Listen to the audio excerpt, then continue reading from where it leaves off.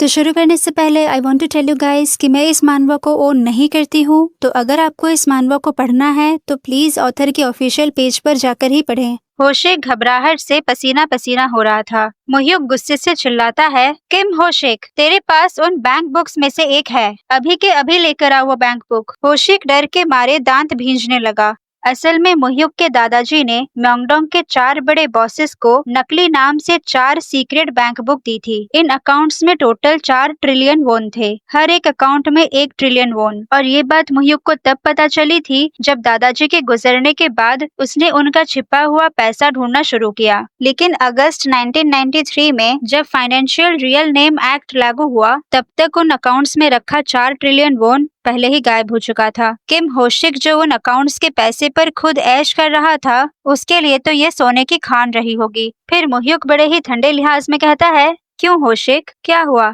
इतना हैरान क्यों है? तुझे लगा मुझे पता नहीं चलेगा? होशिक अभी भी सदमे में था। वो सोचता है, सीक्रेट बैंक बुक, इसके बारे में तो सिर्फ चेयरमैन और मैं जानते थे। क्या चेयरमैन ने इसे सब कुछ बता दिया है? मोह्युक बिना रुके डिमांड करता है, जल्दी लेकर आओ वो बैंक बुक। होशिक अभी भी नर्वस था। वो हकलाते हुए कहता है, टाइम, मुझे थोड़ा टाइम दो, मुझे बस थोड़ा वक्त चाहिए। मोह्युक पीछे कुर्सी पर टिक जाता है। टाइम? मिस्टर किम, आपको इसके लिए भी टाइम चाहिए? फिर वो अपनी घड़ी पर नजर डालता है। अभी 10 मिनट में वो बैंक बुक मेरे सामने होनी चाहिए, वरना मैं सब कुछ चेयरमैन को बता दूंगा। होशिक गिड़गिड़ाने लगता है। 1 महीना, बस 1 महीना दे दो प्लीज, मुझे बस ये फेवर चाहिए। मोह्युक शांत हो जाता है। फेवर? हाँ मिस्टर किम, क्या किसी से फेवर ऐसे मांगा जाता है? होशिक अब पूरी तरह घबरा चुका था। वो फौरन अपनी कुर्सी से खड़ा होता है और मोह्युक के सामने झुकता है। प्लीज, मुझे बस 1 महीना चाहिए, बस 1 महीना दे दीजिए यंग मास्टर मोह्युक। मोह्युक बिना कोई इमोशन के जवाब देता है, 2 हफ्ते, सब कुछ 2 हफ्तों के अंदर तैयार होना चाहिए, एक भी पैसा गायब नहीं होना चाहिए। फिर ठंडे आवाज में उसने कहा, समझ गए मिस्टर किम होशिक? होशिक डर से पसीना पसीना वहीं जड़ गया था, जैसे उसके पैरों में जान ही ना हो। मोह्युक चेतावनी देते हुए बोला, आज की बात सिर्फ हमारे बीच में रहनी चाहिए, ध्यान रखना म्योंगडोंग के बाकी बॉसेस या मेरे अंकल्स के कान तक ये बात नहीं पहुंचनी चाहिए। फिर वह होशिक के आंखों में देखकर पूछा, समझे?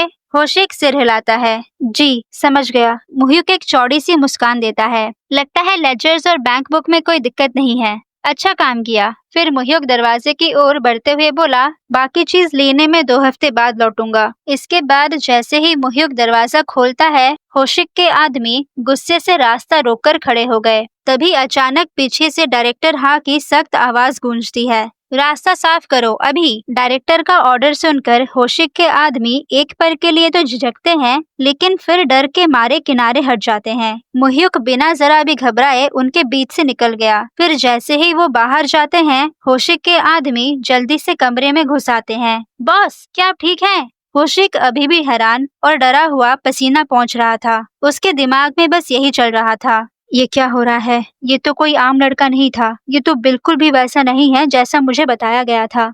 इसके बाद मैंशन में तेसन डायरेक्टर से पूछता है, तो कैसा रहा? डायरेक्टर जवाब देता है, उन्होंने लेजर्स चेक किया और फर्जी नामों पर बने सारे 12 बैंक बुक्स ले लिए और हर 2 हफ्ते में रिपोर्ट भी भेजने को कहा है। तेसन फिर पूछता है, तो मोह्युक और होशिक के बीच में कोई और दिक्कत हुई? डायरेक्टर बताता है, शुरुआत में मिस्टर किम ने यंग मास्टर को सबऑर्डिनेट की तरह ट्रीट किया। तेसन सरप्राइज हो जाता है। डायरेक्टर आगे बताता है, लेकिन बातचीत के बाद यंग मास्टर कमरे से ऐसे निकले जैसे सब कुछ उनके कंट्रोल में हो। तेसन थोड़ी देर सोचता है, फिर कहता है, ठीक है, समझ गया। अगला कौन है? डायरेक्टर जवाब देता है, अगला मिस्टर नौ इक्सॉन से मिलने का प्लान कर रहे हैं। तेसन कहता है, अच्छा काम किया, अब तुम जा सकते हो। डायरेक्टर झुककर सिर हिलाता है, जी सर। डायरेक्टर के बाहर जाते ही तेसन किम होशिक को फोन लगाता है। होशिक कहता है, जी चेयरमैन। तेसन पूछता है, तो कैसा रहा, कैसा लगा मोह्युक? होशिक कुछ सेकंड के लिए चुप हो जाता है।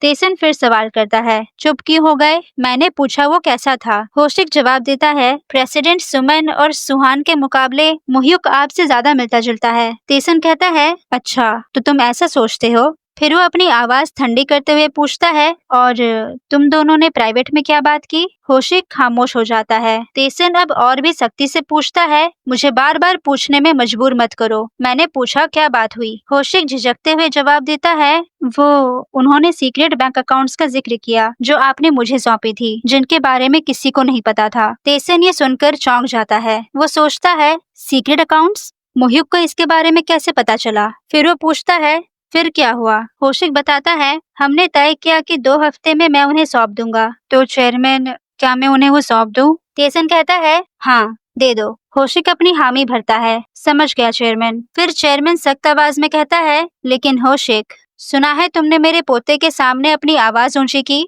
होशिक डर के मारे पसीना पसीना हो जाता है। वो कुर्सी से उठकर खड़ा हो जाता है। माफी चाहता हूँ चेयरमैन, दोबारा ऐसा नहीं होगा। तेसन बड़े ही ठंडे लिहाज में कहता है, तुम जानते हो ना कि सिर्फ इसलिए कि एक नौकर अमीर हो जाए तो इसका मतलब ये नहीं है कि वो मालिक के साथ एक ही टेबल पर बैठ सकता है। होशिक का चेहरा डर के मारे सफेद पड़ जाता है। तेसन जारी रखते हुए कहता है, ये मत भूलो कि तुम्हें इस मुकाम तक किसने पहुंचाया है। होशिक घबराते हुए जवाब देता है, मैं आगे से इसका ध्यान रखूंगा चेयरमैन। इसके बाद तेसन बिना कुछ और बोले कॉल काट देता है। तेसन अपनी कुर्सी पर बैठा गहरी सोच में पड़ गया। वो सीक्रेट बैंक बुक्स जो मैंने म्योंगडोंग के बॉसेस को सौंप रखी थी, मुह्युक को उनके बारे में कैसे पता चला और उसने उन्हें सौंपने के लिए क्यों कहा? ये बात तो सुमन, सुहान या किसी को नहीं पता था, और फिर भी उसने होशिक को इतनी आसानी से बैंक बुक देने के लिए मना लिया। इतने में तेसन को होशिक के शब्द याद आते हैं, प्रेसिडेंट सुमन और सुहान के मुकाबले मुह्युक आपसे ज्यादा मिलता जुलता है। तेसन हल्का सा मुस्कुराता है, मुह्युक मुझसे ज्यादा मिलता जुलता है। हाँ, अगर आपको मेरी वीडियोस अच्छी लग रही है तो please comment down below and don't forget to like, share and subscribe. मिलते हैं नेक्स्ट वीडियो में, तब तक के लिए बाय।